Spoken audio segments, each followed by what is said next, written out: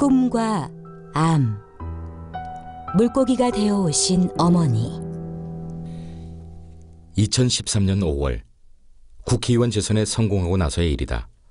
어머니 꿈을 꾸었다. 큰 방죽에 앉아 있었다. 어머니가 오셨다. 세상에서 제일 잘난 아들 국회의원 되는 거 못 보았으니 꿈에서라도 보려고 오셨나 보다. 꽃신 신고 연분홍 치마 두르고 예쁘게 화장하고 오셔야 했다. 그리고 아이고 둘째야, 큰일 했다, 큰일 했어. 얼마나 힘들겠냐. 네가 죽을 고생을 했다 라고 공치사를 해주어야 했다. 둘째가 제일 좋아하는 오징어 김칫국에 고등어 무조림을 해놓고 어서 많이 먹어라 밥상 차려주어야 했다. 그런데 어머니는 물고기가 되어 오셨다. 아이고 어머니 몰골이 왜 이렇대요? 물고기 형상의 어머니는 아무런 말이 없었다. 선거 치르느라 죽을 고생한 얘기, 손주들 크는 모습, 며느리들 사는 형편, 아버지 지내는 사정 등을 말씀드렸다. 어머니 이제 나 갈래요. 자리에서 일어나는데 어머니도 일어났다. 어서 저 방죽 안으로 들어가세요. 그리고 돌아서서 걸어가는데 어머니가 따라왔다. 어머니는 물고기예요. 물고기가 어떻게 땅에 돌아다녀요? 물로 돌아가세요. 물고기인 어머니는 아무 말도 않고 내 뒤를 따라왔다. 그날 하루 종일 어머니는 내 뒤를 따라다녔다.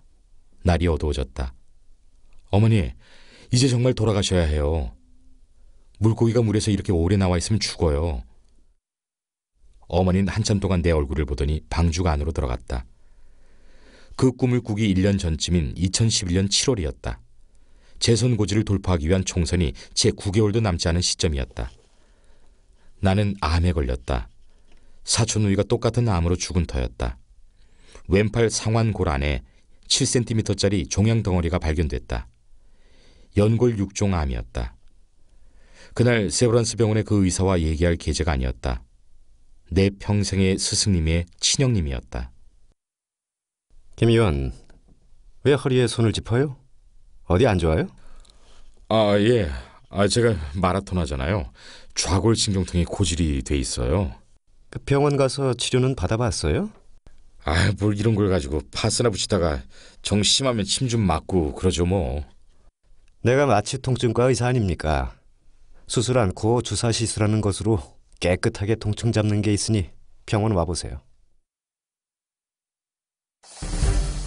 어떻게 하다 암을 발견하다. 병원에 갔더니 마취통증과의 다른 의사를 소개해 주었다. 몇 차례 시술을 받았다. 그러나 별 차도가 없었다. 나는 크게 개의치 않았다. 그러나 의사는 고개를 갸웃갸웃했다.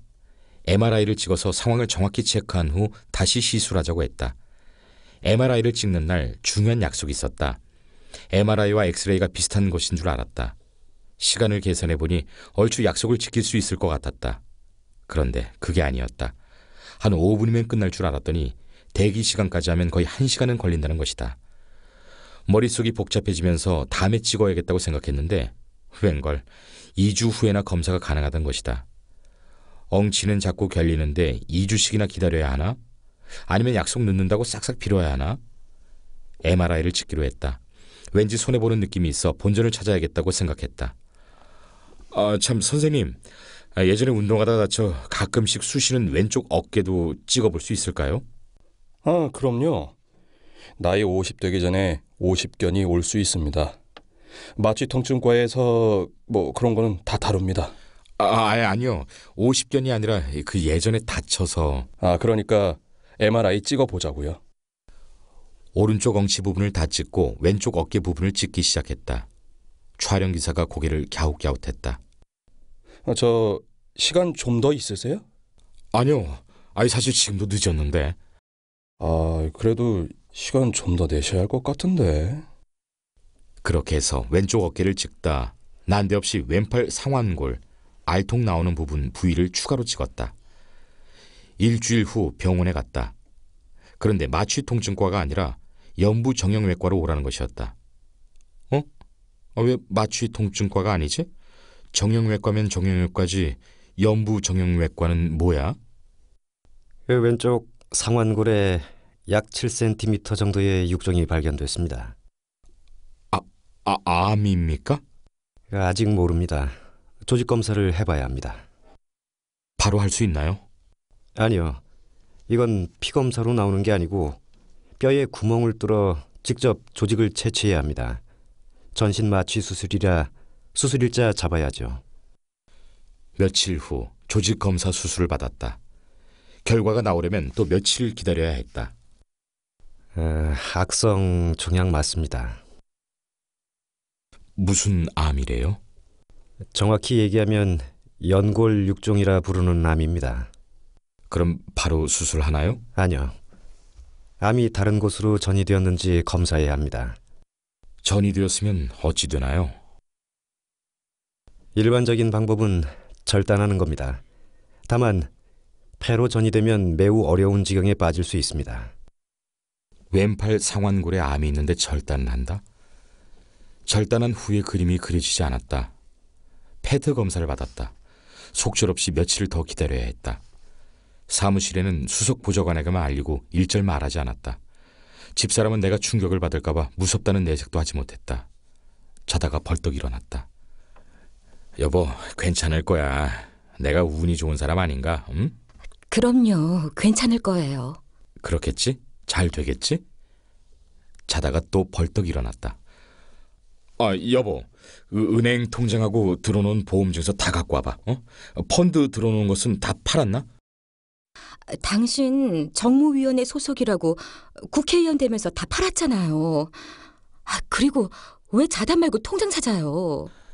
당신은 돈 개는 빵점이잖아. 내가 잘못되면 돈 관리 어떻게 할 거야? 내가 미리 정리해 놔야지.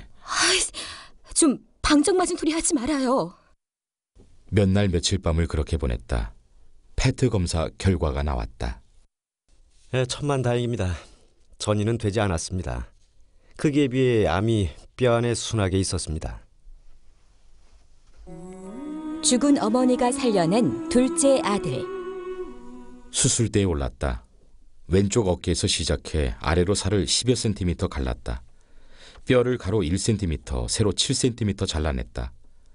뼈 안에 뱀처럼 또아리를 틀고 있던 암덩어리를 꺼냈다. 뼈 안을 최대한 깎아냈다. 암덩이와 뼈를 깎은 공간에 뼈 시멘트를 채웠다. 수술이 끝났다. 마취가 풀려 눈을 뜰 무렵 잠깐 흐릿했지만 어머니를 본 것 같았다. 이번엔 물고기 모습이 아니라 원래 모습이었다. 수술을 집도한 의사가 병실을 찾았다. 수술은 깨끗이 잘 됐습니다. 뼈를 직접 열어보니까 정말 암이 순하게 거기에 머물고 있었습니다. 고맙습니다. 그런데 궁금한 게 있는데요. 이게 유전이 되는 겁니까? 아직까지는 밝혀진 것이 없습니다. 제 사촌 누이가 나이 29에 똑같은 부위에 똑같은 암으로 죽었거든요. 또 궁금한 것은 이게 건강검진으로 안 잡힙니까? 얼마 전 국회에서 조금 비싼 돈 주고 암 진단 포함 건강 진단을 받았거든요.